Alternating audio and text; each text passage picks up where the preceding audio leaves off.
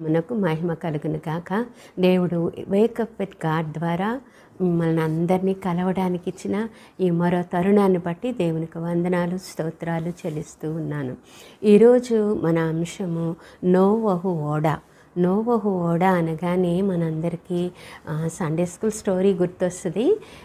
అయితే ఈరోజు ఆ సండే స్కూల్ స్టోరీలోని ఒక లోతైన అర్థాన్ని, ఒక లోతైన దేవుని ఉద్దేశాన్ని మనం తెలుసుకొని దాన్ని అనుసరించాలని ఆశపడుతూ ఉన్నాను. ఆదికాండము 6వ అధ్యాయం 14వ వచనం 18వ వచనం మనం చూసినట్లయితే ఇలాగ వ్రాయబడి ఉంది. చితి స్మారకపు మ్రానుతో నీ కొరకు ఓడను చేసుకునుము, నీతో నా నిబంధన స్థిరపరచుదును, నీవును నీతో కూడా నీ కుమారులను నీ భార్యయు నీ కోడండ్రును ఆ ఓడలో ప్రవేశింపవలెను. ఆ ఓడ దేవుడు ఏ సందర్భంలో కట్టమని చెప్పాడు, ఎందుకు కట్టమని చెప్పాడు, ఎలాగ ఆ ఓడ కట్టాడు, ఆ ఓడ యొక్క ఉద్దేశం ఏంటి అనేవి కొన్ని విషయాలు మనం త్వరగా ఈరోజు ధ్యానం చేసుకుందాం. నోవహు జీవించిన కాలం పాపముతో నిండి ఉన్నటువంటి కాలం. ఆ పాపము ఎంత భయంకరంగా విస్తరించిందంటే ఆఖరికి దేవుడే వీరిని నేను ఎందుకు సృష్టించానా అని సంతాపపడే పరిస్థితిలో, అంత చీకటిలో, అంత పాపంతో నిండి ఉన్నటువంటి లోకం అది. అటువంటి లోకంలో మరి 6వ అధ్యాయంలో మనం చూసినట్లయితే నోవహు ఒక్కడే దేవుని దృష్టికి నిందారహితుడుగా, నీతిమంతుడుగా కనిపించాడంట. దేవునితో నడచిన వాడుగా కనిపించాడంట. ఆ తరము వారందరిలో దేవుని దృష్టిని తృప్తిపరిచిన వాడుగా కనిపించాడంట.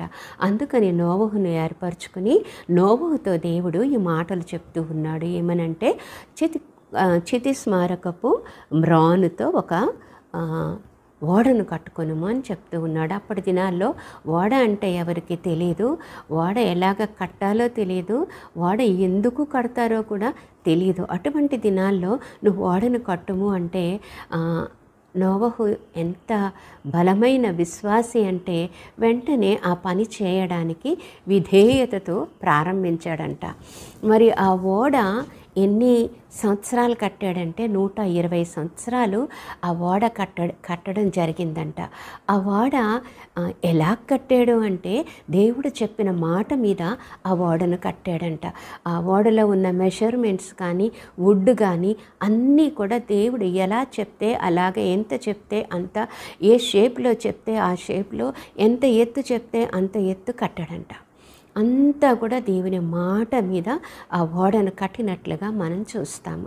మరి ఆ ఓడను ఎందుకు కట్టమన్నాడు అంటే మనం చదివిన వాక్య భాగంలో ఆయన చెప్తూ ఉన్నాడు, నీ కొరకు అని చెప్పాడు.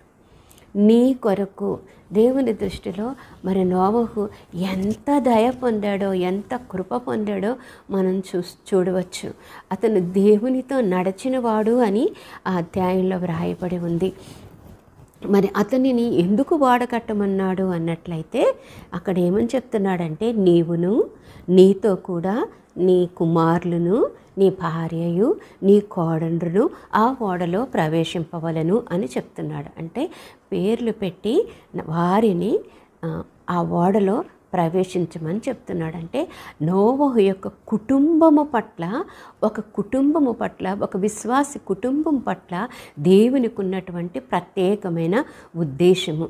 ఇక్కడ నోవహు ఒక విశ్వాసికి సాదృశ్యంగా నిలిచి ఉన్నాడు. ఓడ రక్షణకు సాదృశ్యంగా నిలిచి ఉంది. ఆ రక్షణ ఓడ నోవహు కట్టవలసి ఉంది. ప్రతి విశ్వాసి తన కుటుంబం కొరకు ఒక ఓడను నిర్మించుకోవటానికి ఈ నూతన సంవత్సరాన్ని దేవుడు ఇచ్చి ఉన్నాడు. అంటే 120 సంవత్సరాలు నోవహుకు పడితే నీకు మరి ఎంతకాలం పడుతుందో ఆలోచన చెయ్యి. ఈ నూతన సంవత్సరం నీ ఎదుట ఉన్నది ఆ ఓడను కట్టవలసిన పద్ధతి. వాక్యం మీద ఆధారపడి నీ కుటుంబం అంతా రక్షించబడి, నీ కుటుంబం అంతా ఆ రక్షణ ఓడలో ఉండాలి అనేది దేవుని ఉద్దేశము. ఒకరోజు దేవుడు నిన్ను లెక్క అడుగుతాడు. నోబహు వలె నీవు ఏర్పాటు చేయబడిన విశ్వాసివని, నీ కుటుంబం కొరకు ఓడ నిర్మించడం దేవుని ఉద్దేశమని, అది నీవు చేసి ఆయనను సంతోషపరచాలని దేవుడు ఆశపడుతూ ఉన్నాడు. అటువంటి కృపలో దేవుడు నన్ను నడిపించును కాక. పరిశుద్ధుడైన మా పరలోకపు ప్రియ తండ్రి, నీ ప్రధానమైన ఉద్దేశం కొరకు ఈ సంవత్సరం నీవు మా జీవితాల్లో ఇవ్వడానికి ఉన్న ఉద్దేశం కొరకు వందనాలు.